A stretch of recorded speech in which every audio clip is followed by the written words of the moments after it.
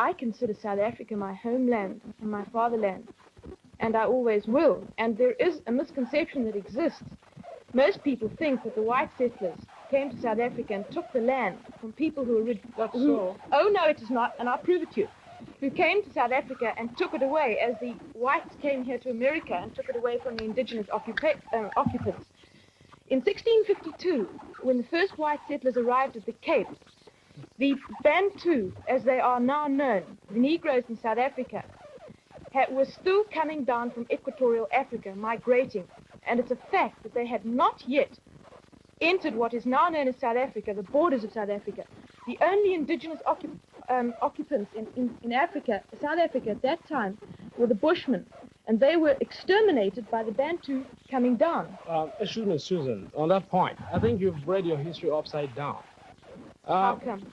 Yes, you see, the exact thing that happened was that these Dutchmen, I think they were Dutchmen, they haven't got a place in their homeland. Oh, Not no, a means of living. I can just prove... Let me finish. All right, and then I can prove you how wrong your historical facts are. Oh, no, you know, your history is South African history. Mine is a bipartisan history.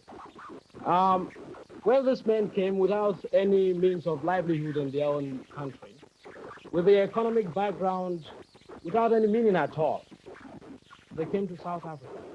And the real fact is that as they came and there was an influx of these Dutch people from their unwanted homes, as there was an influx, the Bantus they were pushing the Bantus up into the country, till came the Zulu War, in which the Zulus were finally defeated in the most bitter and agonizing struggle they had against these Africans. Yes. I don't know where you get your historical facts from. I really I don't. got my historical fact from, I think, is it Mr. Trevelyan? Is in British history. Oh, that's far Mr. better George than... Trevelyan knows nothing then, and I'll say that. Because it so happens that these penniless whites, as you call them, didn't come out because they didn't have homes or because of any kind of persecution. They were sent out as officials of the Dutch East India Company to establish a refreshment station for ships passing around passing around the bottom of the Cape. Just as the Dutch settlers were sent out to America by the Dutch West India Company to settle and to make a refreshment station here. Now, I think if you had to turn around to those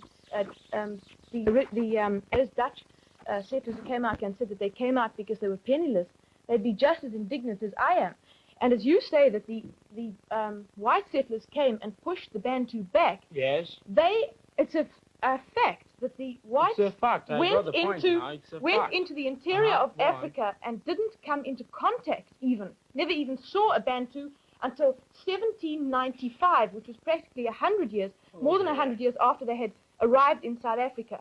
How did you have the Zulu War? What brought it about? The Zulus had already, by the time, I think you must have a look at a map. Zululand is very far from the Cape, where these people arrived. And in 100 years, within 100 years, after the arrival of the white settlers, the Zulus had by that time, the Zulus are a part of the Bantu group, had already come down to Natal. And then you've got the two groups, the one coming from the north, the one coming from the south, and they met. And that's where you get the Zulu War. It was not even a clash in the sense you are taking it. It was even the British. It was a clash. The British in their benevolence, or in fact in their, because they've seen the facts that this thing is not good, they even were exercising a tempering force upon the people. Well, I know one outstanding example of misrepresentation. We read in an American, I think it was a magazine, I won't give the name, although I could very easily. This journalist quoted Dr. D.F. Malan, who is an ex-Prime Minister of South Africa, as saying, and I quote, "The Negro does not need a home. He can sleep under a tree." Well, not only is this absolutely fictitious, but he forgot to mention the fact that brick and concrete trees, known to most people as houses, are costing thousands, millions of dollars of the white taxpayers' money annually. What did you say? I didn't get the point. Said what houses? Well, you see, this journalist said that Dr. Yes, Malan... I got that point. You say what houses costing the government millions of dollars? I what said houses? Concrete and brick and cement houses for the Bantu peoples. But these are the Bantus that are working for you in the factories. How did you get the money? They got the money, they mined the gold, got the gold, and you sold the gold outside. You got the money and you say the money is yours.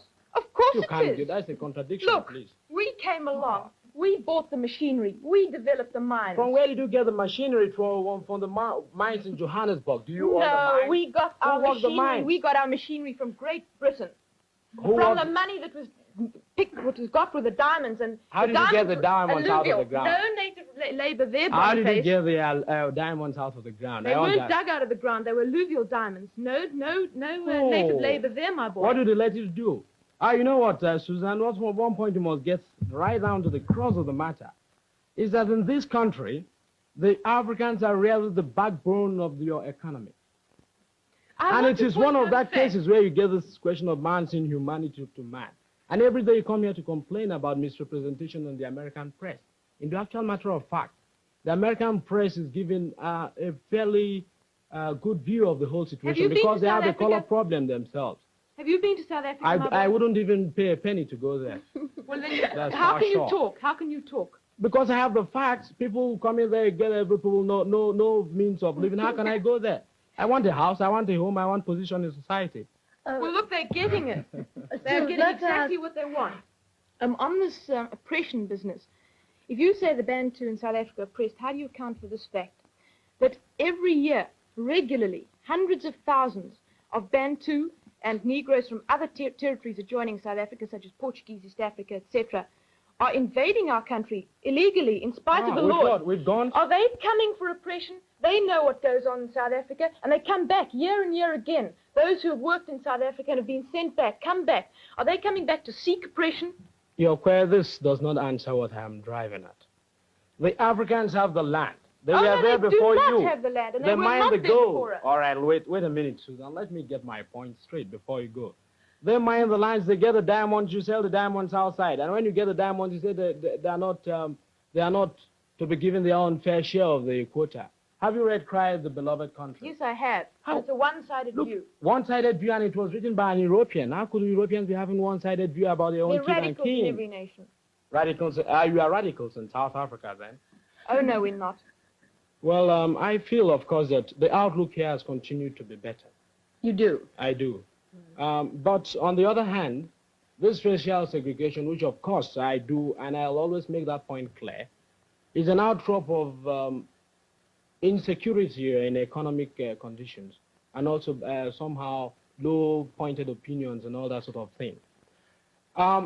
Provides other people with that same pretext by which they could criticize the United States.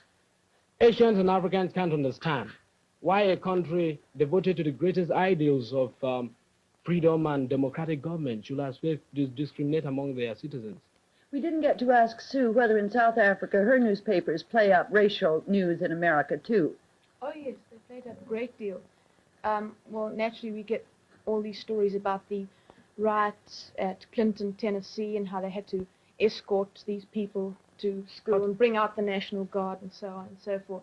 Mrs. Waller, if I may interpret, Yes. I think there are more rats in the Johannesburg area, in the Negro area, than there are in Tennessee. Am I right, Susan? Oh, well, there are a couple of...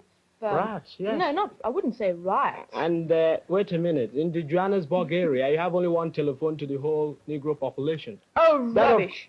Yes. Where do you get your facts from? Facts from books written on countable times on South Africa. Well, that's We are not the only that's country in absolutely the world. ridiculous. That is Oh. absolutely ridiculous. And Absolutely I'll true. I'll get this for you afterwards. There are not... I can All right, let me guarantee finish you- my question. One Let me telephone. finish my statement, please. No One wonder people are telephone- prejudiced Let me with finish so my much telephone, ignorance. please.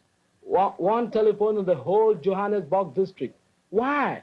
They don't want the That's not Africans true. to have a means of communication by which they could rebel against the people. I'm speaking from facts. John Gunter wrote that. That's absolutely ridiculous. And I think if Ridiculous. you try and... Oh, you didn't say it was wrong. It is ridiculous, It's but not wrong. it's wrong. That's It is wrong. Ridiculous, but not That wrong. is no fact. Mesfin If you have got your facts from one-sided... It's not one-sided, Mesfin. It's not it should one-sided. be, because you know. what you've got is almost... all what you've got All right. is Look, I against can each assure I other. can give you 4 concurrent. John Gunter wrote that. An African newspaper in Nigeria wrote that. A British paper wrote that. A Lebanese paper wrote that all the world prejudiced Well, against you South can't Africa. so much criticize the country without actually going there and seeing what is happening, you see. I don't need to go there. I told you I wouldn't You pay a penny should. to go there. How Because can I go we there? have come to America and we are looking what they are doing in America. We might have got false ideas of America. In America, I would the appreciate outlook it has if you- continued to be better. In South Africa, the outlook has continued to be worse. As a I matter of disagree fact- with And that you on exactly, I Ms. disagree Mesfin. with you. As a matter No, of that fact, we are exactly. progressing. Wait a minute, Susan. That exactly, Mesfin, is what, Susan, I think you better take care about this. When these Africans come to learn that they are really being discriminated, they're learning now. And when they rise, you know what has been imposed upon the people by law, or what has been suppressed when you get the people really suppressed. When they rise, they shall throw away that same government. And you are, Well, let me, look, instead you of- had your speak, I'm going to have mine now. It so happens that this apartheid, which you most probably have misinterpreted already, No, you misinterpreted just a it minute, yourself. let me speak, Not is me. working towards a solution in South Africa, and it so happens that there will be no riots, nothing like that. This apartheid policy, which I will afterwards speak to you about, seeing I think there's only very little time, is working towards getting self-realization and self-rights for the black people within their own areas. And I think if you make a careful study of apartheid, you will see, and already they've started legislating in South Africa and spending vast sums of money. Within the next 20 years, we're going to have a solution to our problems. I've spent 15 years learning it, and every day I become more prejudiced against South Africa. I don't need to spend a day more. But And I think for you're getting your instance, facts please, from the wrong source. not That's all from I the can wrong say. source, please. You're getting your facts from the government laid out principles and practices Well, by I which live there. segregation will I be live there. I ought to know. I don't You want live, to you live live there. 7,000 miles away. How can That's you know? not better. I have a home, I have a house, I Reading can walk anywhere I propaganda. have. Reading propaganda. Unfortunately, All right, our no, time no, is Susan, running let's out. put that down.